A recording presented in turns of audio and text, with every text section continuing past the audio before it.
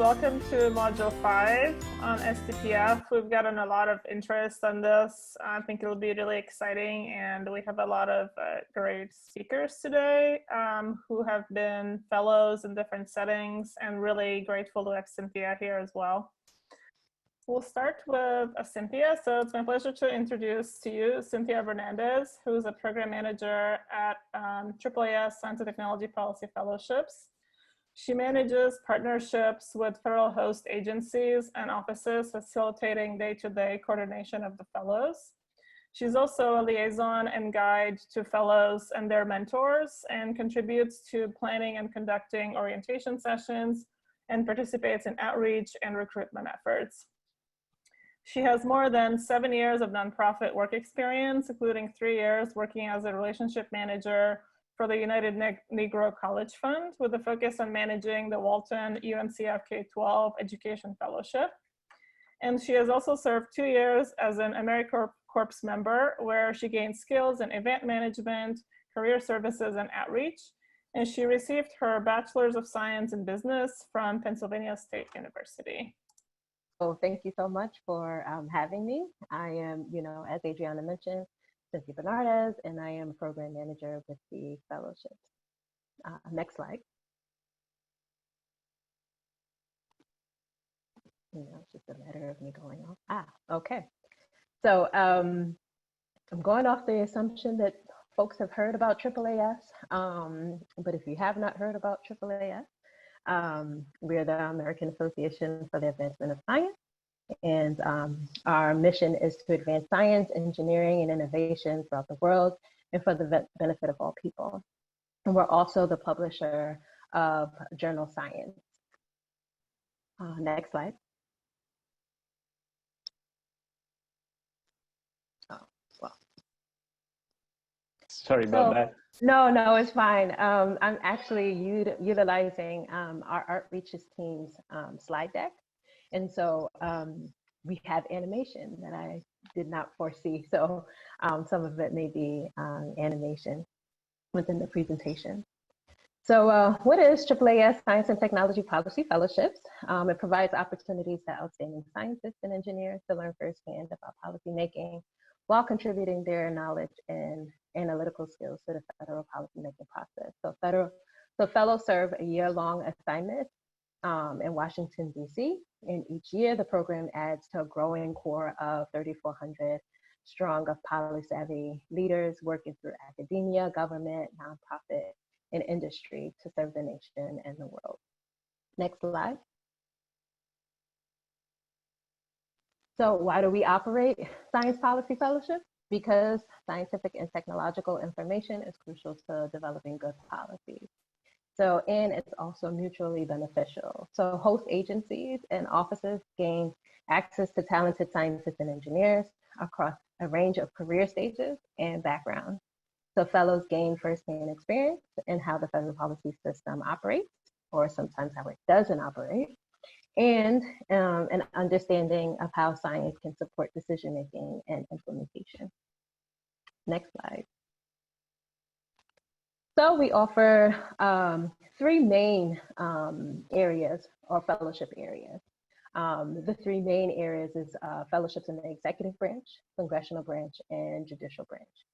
So the executive branch, most folks are familiar with, and it's numerous from our of our 3 main areas. So fellows, they are placed across a wide array of agencies, including National Science Foundation, Department of State, Department of Health and Human Services, and the gamut of other federal agencies. Then we have congressional fellowships. So AAAS supports 2 fellows each year for the congressional fellowship, and fellows serve a year on Capitol Hill. They're helping to research, develop, and draft legislations and provide input to policy review and oversight. And although AAAS supports or hosts 2 congressional fellows, we also have about 30 scientific partner societies, like the APA, And so individuals, they are encouraged to apply to, those partner societies if they qualify in order to formulate the cohort of the congressional fellowship. And then we also have the judicial fellowship, or the judicial branch, which is fairly new. At about 2014, we launched the judicial fellowship. And so there's only one judicial fellow selected each year. However, I always encourage folks to apply anyway, because you never know. But one fellow is selected, and the placement is at the Federal Judicial Center. The Federal Judicial Center is an independent government agency that conducts research and evaluation on policy issues facing the federal judiciary, and designs and conducts education and training for federal judges and court employees. So essentially, the fellow spends the year serving as a resource to the Research and Education Division of the FJC. And so some of their duties include providing informed advice, analysis, and recommendations on scientific matters, advising and assisting staff in formulating and developing policy-related options for the federal judiciary, or some of them conducting research and preparing reports on science, technology, and law-related policy matters. So I've said I've covered the three main program areas. And then the fourth is the Roger Revelle Fellowship, Global Stewardship. And that is offered every 4 years. And so it is in recognition, or it was established in recognition of Roger Revelle, who was a renowned statesman of science. And Revelle Fellows of many different scientific backgrounds help host agencies better employ scientific and technical knowledge in environmental policy making. So this fellowship is designed to provide an opportunity for a scientist or engineer to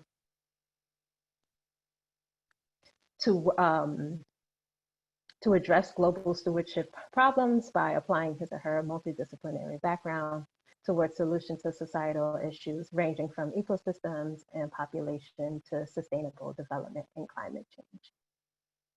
And as I mentioned, it's offered every 4 years.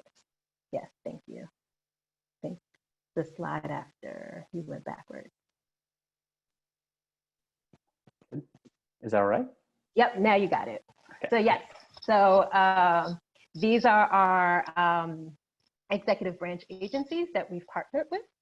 And then also there's some Congress and some and the FJC logo. So these are our placements for the 2019-20 fellowship year. And our partnership with the executive branches, they may change often. And so it is worthwhile to either look on the website, or if you've made it through the application process, you'll then learn what new agencies we've partnered with for that year. And so in this slide, these are, no. Sorry about that. Mm-hmm. So, yeah. So in addition to fellows placements through AAAS, these are our 30 partner societies that also fund congressional and executive fellowship placements. The next slide.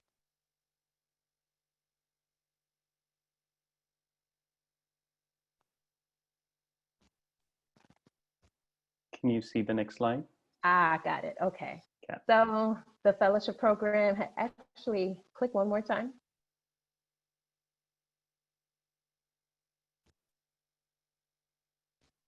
There we go. So the fellowship, well, all right, well, going back one, I just wanted you to see the two photos that were there. So we have the photo up in the corner. Yeah. Mm-hmm. So the photo that was up in the corner was our first class. And then the large of massive photo is of our 47th class. So our fellowship has definitely grown, throughout the years. So next slide.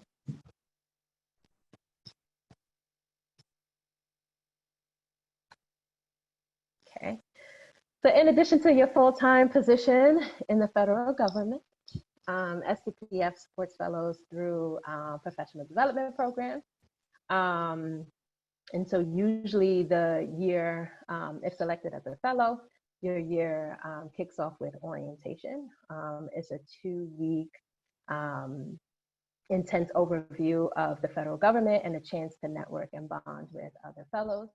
This year, of course, has been quite the challenge, or quite an interesting year, because we're conducting orientation virtually this year. So fortunately, there won't be that networking and bonding in person, but hopefully we'll be successful in having the networking bonding happen virtually.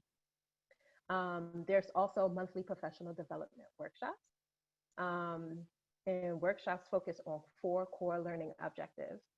One, to support these objectives include policy and the federal government, communication, leadership, networking, career strategy.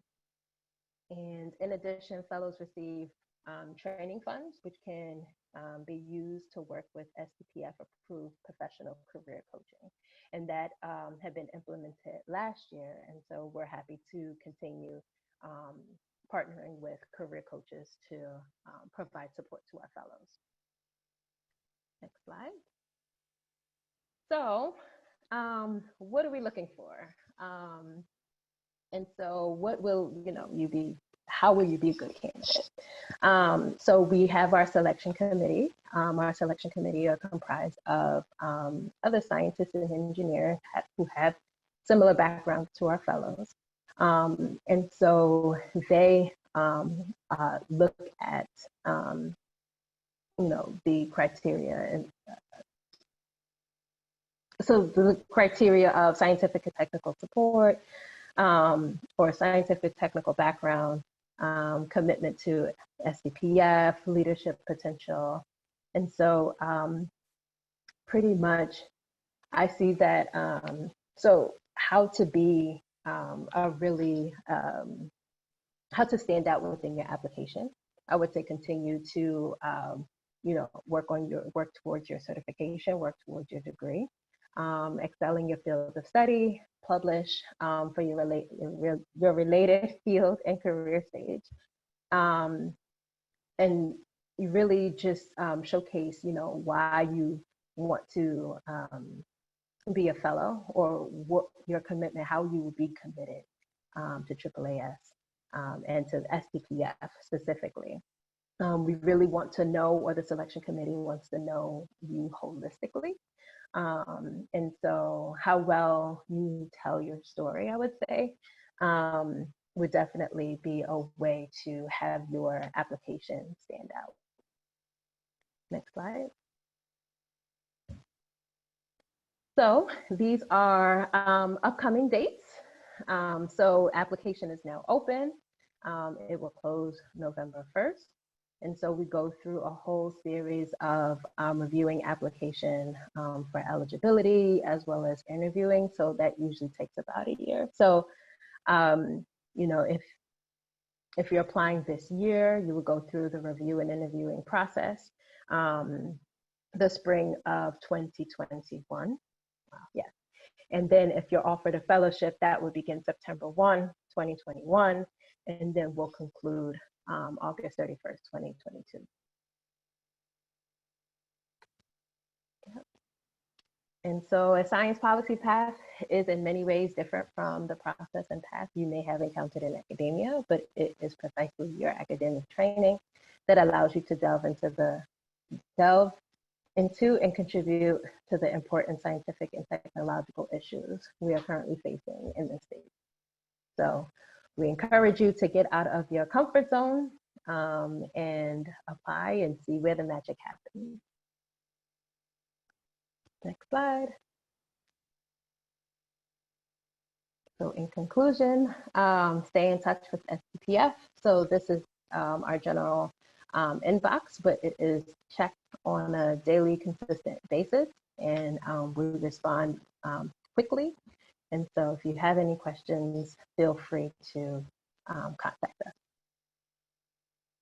us. So any questions? I hope that was like 15 minutes. Thank you. That was really helpful. I was actually curious about the professional development opportunities. If you can talk more about the format and the frequency, what sort of thing, what does it look like? So our PD sessions, as I mentioned, they cover the 4 areas, but mainly they are, they cover communication, they cover, policy. And so usually, well, in normal times, it's on a monthly basis in our AAAS auditorium, and it's usually a lecture, well, depending, lecture style, but a lot of facilitators, are interactive. And so we've had trainings. I'm thinking of titles, learning how to negotiate, how to,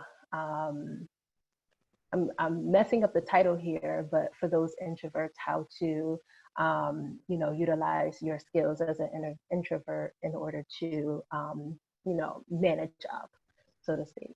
There we also have a workshop that focuses on listening, so how to be a guided listener. We also, let me see what is really popular. I know the negotiations ones is definitely popular, but those are some of the professional development workshops that we offer. Really helpful, thank you. So we have a question about the legislative and judicial branch. Can you comment on that compared to the executive? Are these created for scientists with double backgrounds or non-scientists, or how does that differ from the executive? It does not differ at all. So our eligibility requirements, to be a citizen, scientific background, to have your PhD in the sciences, or at least have a master's in engineering with at least 3 years professional experience. And let's see, those are our main criteria. So as long as you have that, an interest in policy. So with the congressional fellowship, so we AAAS sponsors or will select 2. And as mentioned, we have our partner societies. And so our partner societies will have different eligibility criteria. And so in the event that, you don't quite meet the eligibility criteria for AAAS, or you think it's too competitive, I've heard that before, then we've had our partner societies. And so what will then happen is once you are selected as a congressional fellow through our partner society, then those fellows are invited to our 2-week orientation. They also are able to, they're immersed in the professional development opportunities that the month that I've just mentioned, the workshops. So they are an STPF fellow, pretty much, even though they are also their partner society congressional fellow, and they spend a year on Capitol Hill. So we have, like this year, for example, even though, as I mentioned, we only support 2, we have about 36 congressional fellows this year, because we are inclusive of our partner society fellow. And then the FJC, or the judicial fellow, same thing. Well, not really. We support, actually, the judicial fellow is supported by the Betty and Gordon Moore Foundation. And so they are onboarded similar to the executive and congressional branch fellows, where they participate in orientation, they have access to our professional development workshops. The only difference is, 1, they are a judicial fellow, and then 2, they have their fellowship, or they serve their fellowship at the Federal Judicial Center. That's the only difference, but they have access to everything.